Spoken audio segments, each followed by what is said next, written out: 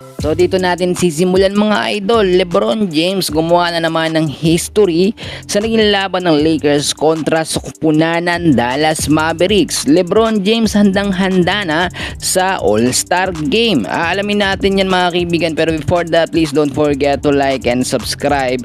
Maraming salamat po. So mga kaibigan, sa naging laban ngayong araw ng Lakers kontra sa kupunan ng Dallas Mavericks, very unexpected po yung nangyari.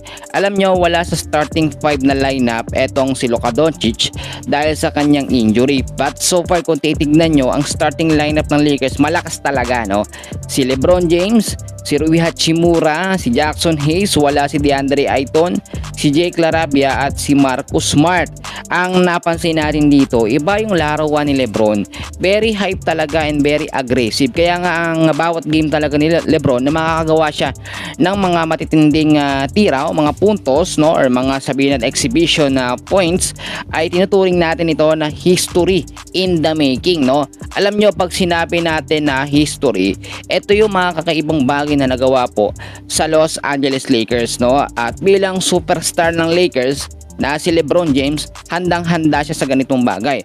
Kung makikita nyo mga kaibigan, final score 124 to 104 kontra po sa kupunan ng Dallas Mavericks. Medyo malaki ang kalamangan dito ng Lakers. So anong mga factor ba ang napansin natin dito at kailangan i-maintain ng Lakers para laging ganito ang kalamangan nila sa kahit anong kupunan na kanilang makakalaban? Kung titignan ho ninyo, 35 minutes ang meron po na puntos. 35 minutes po ang playing time ni LeBron. Merong 28 points, merong 10 rebounds. Si Rui Hachimura, 35 minutes of playing time, merong 21 points, merong 3 rebounds. Jackson Hayes, 34 minutes of playing time, 16 points, merong 7 rebounds.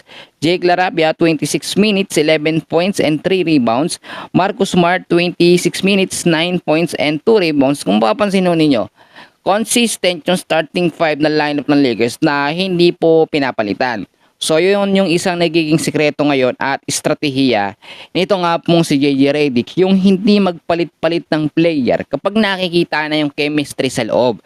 So meaning to say, hindi papalitan ang mga players sa starting lineup o sa starting 5 hanggat okay ang ipinapakita nito. Dati kasi, no, kapag ang isang player ng Lakers, sabihin natin, no, maganda ang pinapakita, pero papalitan ng panibagong player, no, nawawala yung momentum. So ngayon natututo na eto nga pong si JJ Redick. Bagamat wala sa starting lineup etong si Luka Doncic, lalo na kung nakapaglaro si Luka sa laban kontra sa Dallas, pero kasi hindi pwedeng pilitin At alam naman ni JJ Redick ng Lakers na kayang-kaya nila ang Dallas Mavericks kahit wala si Luka. Noon pa man natatalo na nilang Dallas, no, nung wala pa si Luka. Pero syempre alam nyo, iba ang mangyayari kapag merong Luka. Mas magiging intense ang magiging laban. So para abangan din natin ng All-Star Game and ready na etong si LeBron James. Yan munang update natin. Maraming salamat po sa